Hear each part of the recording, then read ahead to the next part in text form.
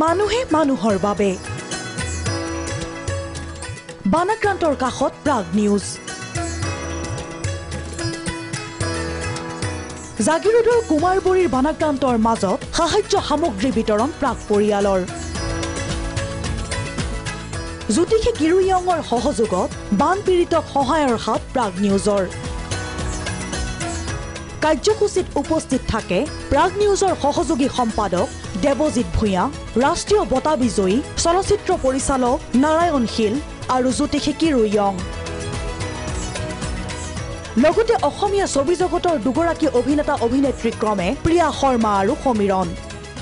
জাগিৰোডৰ কুমাৰবৰী অঞ্চলৰ শতাধিক পৰিয়ালক মঙলবাৰে সাহায্য বিতৰণ কৰে প্ৰাগ নিউজে জাগিৰোডৰ নেলিৰ এই বিশেষ ঠাইডোখৰলৈ আহিছোঁ আৰু যি পৰিৱেশ অবৰ্ণনীয় আচলতে তথাপিও আপুনি মনৰ কথা দুআষাৰ বৰ্তমান অসমৰ 34খন জিলাৰ প্ৰায় 75 লক্ষাধিক লোক বানত আক্ৰান্ত হৈছে আৰু চৰকাৰে যিমানখিনি পাৰে সহযোগিতা আগবঢ়াইছে বানাক্ৰান্ত লোকসকলৰ কাষত থিয় হৈছে আৰু প্ৰাগ নিউজ যেহেতু ৰাইজৰ চেনেল আমি ৰাইজৰ মৰম চেনেহক আশীৰ্বাদ হিচাপে লৈ বিগত 20টা বছৰ আগবাঢ়ি গৈ আছোঁ আৰু প্ৰাগ নিউজ সদায় ভূপেনদাৰ বাণীৰে উদ্যোজ হৈ আহিছে ভূপেনদাই সদায় কৈ থৈ গৈছিল লিখি থৈ গৈছিল যে মানুহে মানুহৰ বাবে আৰু সেই আদৰ্শ সৰুগত কৰিয়ে আমি বানাক্ৰান্ত লোকসকলৰ কাষলৈ আহিছোঁ আমাৰ ফালৰ পৰা একাজলি তেওঁলোকলৈ সাহায্য আগবঢ়োৱাৰ চেষ্টা চলোৱা হৈছে আমি জানো এয়া একেবাৰে সামান্য এটা প্ৰয়াস কিন্তু এই প্ৰয়াসৰ জৰিয়তে আমি অসমলৈ এটা বাৰ্তা দিব বিচাৰিছোঁ যাতে অসমৰ বিভিন্ন দল সংগঠন স্বেচ্ছাসেৱী সংস্থাসমূহ আগবাঢ়ি আহক বৰ দুখ লগা মানে আমি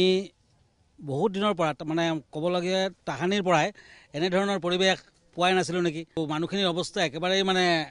বেয়া হৈছে দেই এইখিনি অঞ্চল বুলি নহয় এইটো নেলি অঞ্চলত আহিছোঁ আমি কিন্তু গোটেই অসমখনৰ অৱস্থাই মানে তেনে দুখ ল'বলগীয়া মানে কথাটো আৰু গতিকে আজি চাওঁচোন কিমানখিনি আমি কৰিব পাৰোঁ চাউলৰ পৰা আৰম্ভ কৰি দালিৰ পৰা আৰম্ভ কৰি তেল নিমখৰ পৰা আৰম্ভ কৰি গোটেইখিনি আছে যে তেওঁলোকক সেইখিনি আগবঢ়াব পাৰিলে আমি অতি আনন্দিত হ'ম আৰু তেওঁলোকে অকণমান উপকাৰ হ'ব মানুহবোৰ কেনেকৈ আছে টিঙেৰে বনাই ত্ৰিপাল পাৰি তেনেকৈ আছে মানে খুব বেয়া লাগিছে চাই পেলাই আৰু একচুৱেলি নেদেখিলে আমি হয়তো ক'ব নোৱাৰোঁ দেখি পেলাই বুজিছোঁ যে কি পৰিৱেশ অভিনেতা হিচাপে তেওঁলোকে আমাক ইমানখিনি টিভিত চাই পেলাই মৰম আৰু আশীৰ্বাদ কৰে তো সেই মৰম আশীৰ্বাদখিনি আজি কিবা এটা আহি পেলাই তেওঁলোকক মানৱীয়তাৰ ক্ষেত্ৰত নিজে ফিজিকেলি আহিব পাৰিছোঁ সেইটো কাৰণে মই বহুত নিজকে সৌভাগ্যৱান বুলি ভাবোঁ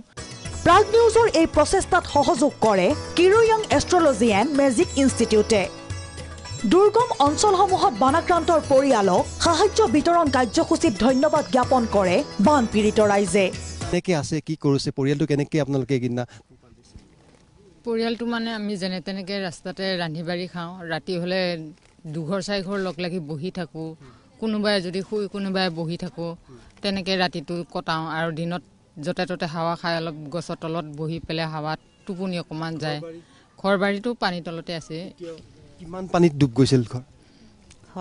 এবুকু পানী হৈছিল কিছুমান পাৰা গৈছে কিছুমান নাই কিমানলৈকে পানী আহি উঠিছিল পানী মানে বহুত উঠিছে আৰু ঘৰৰ বস্তু কিবা বচাব পাৰিলে নে নাই ঘৰৰ বস্তু বুলি ক'ব লাগে গোটেইখিনি উঠাই থৈ গৈছিলোঁ কিন্তু তাৰ ওপৰত পানী হৈছে আৰু পানীটো আমাৰকৈ তল ডুব গৈছে এনেকুৱা বান প্ৰথমবাৰ আপোনালোকে মুখামুখি হৈছে নে পূৰ্বতেও আগতেও আছে পোৱা নাছিলে বেছি হৈছে আৰু সংকটৰ সময়ত প্ৰাগ নিউজ সদায় দায়বদ্ধ আৰ্তজনৰ কাষত আমাৰ এই যাত্ৰাৰ আপুনিও হ'ব পাৰে অংশীদাৰ আপুনিও আগবঢ়াব পাৰে দুৰ্গতজনক অকণমান সহায়ৰ হাত অংশীদাৰ হ'বলৈ যোগাযোগ কৰক 0361245114 নম্বৰত আমাৰ আপোনাৰ কিছু সঁহাৰিয়ে বানাক্ৰান্তক দিব পাৰে কিছু সকাহ ভিডিঅ' জাৰ্নেলিষ্ট দিলীপ গগৈৰ সহযোগত ভাস্কৰ শৰ্মা ৰিপৰ্ট প্ৰাগ নিউজ